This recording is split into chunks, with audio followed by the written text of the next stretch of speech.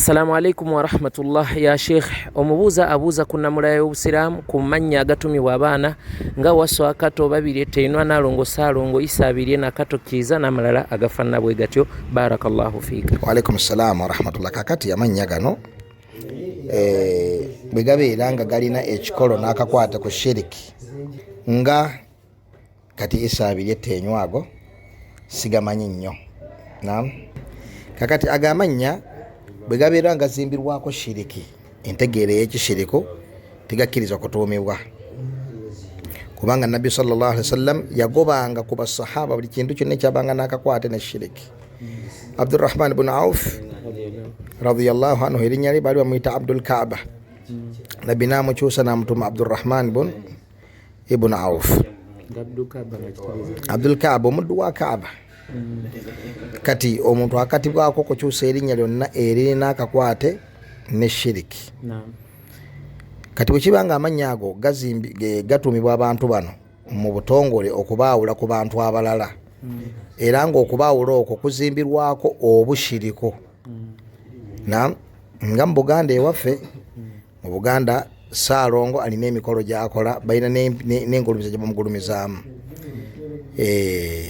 Era mathala omuntu bwazaala abalongo tokkiriza mukubira nduulu nga bbye ne bw'omusanga mu musiri. Era balina olugero lugamba nti bakananisa akaagala mukoomubbi okuzaala abalongo. Lwaki? Kubanga asingaddwa mukaamubbi ate azadde abaki? Azadde abalongo.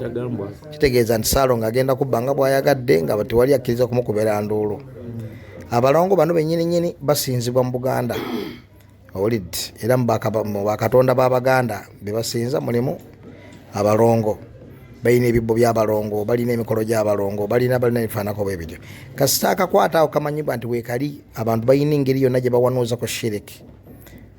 Eryo erinnya oba tokkiriza kulituuma muntu, ne bw'aba azadde abalongo takkiriza kweyita Saalongo oba okweyita Naalongo, oba abaana be okubateekako amannya agagenda okubeera nga bafunako enzikiriza ey'enjawulo, babaloolezeemu amaanyi ge batalina n'ebirala ebifaanaganako bwe bityo. N'olwekyo abaana abo bakola otya? Mutuume erinnya lyennyini ng'erya bulijjo. Ogambe nti ono Musa, tugambe ki? Musa Kirima. Owulidde? Nga Kirima kyava mu kugamba nti ow'amaanyi. Ogambe nti ono Isa Kirima. Naye nga singa badde bali abatabifaako baaligambye nti ono Kato ne ono Waswa. Kati buli w'osanga akabonero akasobola okuleeta obushiriku mu bantu oba enzikiriza oba oteekeddwa okubikka. Kyotegeeza bwenzaala abalongo mbatuuma amannya agabulijjo butereevu, era sitteeka nti olina ogira kubanga ekyokuba nti bazaalibwa babiri tekitegeeza nti olina okubaako ekyenjawulo kyokola. Buli muntu alina linnya lye, tabalina na kintu kiri awo kigira, wabula balina ekyo kye bayita tawam. Tawam kitegeeza be bantu abaazaalibwa nga bali bameka? Bali babiri. Naye tebalina nti nno linnya lyanjawulo erituumibwa abantu bano, wabula nga bwoga nti omuntu azaalibwa Peya tutegeera nti ono bamuzaala n'ono bayitibwa tawam, baazaalibwa bali babiri. Naye nga tewali linnya libaawula nti ono gundi.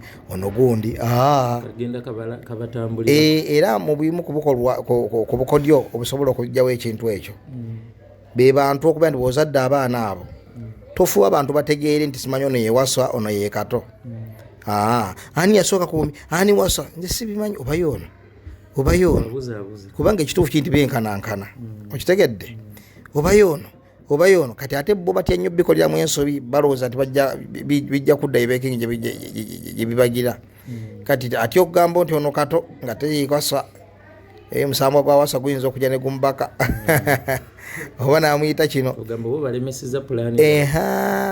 Kakati okubikkabikka ebintu ebyo byonna kya mu ddiini, kubanga yali nkola Nabbi sallallahu alaihi wasallam buli wonna waalaba eddiini y'abantu weesobola okwononekera okubeera ng'akola ki?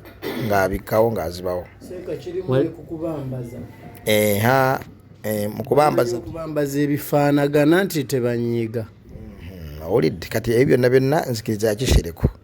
Jazakumullahu khairan. Nti wali abakola batya? Abalongo naddala Musa ate abanubbi. Omu ye Hasani omulala Hussein. Endowooza naye weeri waliwo abalowooza nti bazzukulu ba Nabbi abo ababiri baali balongo. Hassan ne Hussein baali balongo. Nedda, Huseini yali muto nga Hasani ye mukulu, era ensonga lwaki taata waabwe ng'Abarabu kibeera nti nno beeteekako kunya y'omwana omulenzi omukulu. Ali ibn Abi Talib kunya yani bamuyita Abul Hasan, taata wa Hasan, kubanga Hasan yali omwana omukulu. Ono Huseini yali mutowe, n'olwekyo abaga nti era bw'osiŋŋaaninya abantu bangi babayita batya, Hasani wasa, Huseini kato. Owulidde bulungi, Huseini kato. Lwaki balowooza nti nno amannya ago ga balongo, tegayina kakwate konna na bulongo n'akamu n'akeddagala, kiri kimu mu jahaliya society yaffe, mubutamanya obuli mu society yaffe. N'olwekyo bw'otagamba nti abaana bw'ozaala abalongo nti omu ye Hasani omulala ye Huseini nti otambulira ku sunna ya Nabbi sallallahu alaihi wasallam, nedda. Oli Hasani mulala ne Huseini mulala, ba luganda, omu mukulu wa mulala. Jazakumullahu khairan.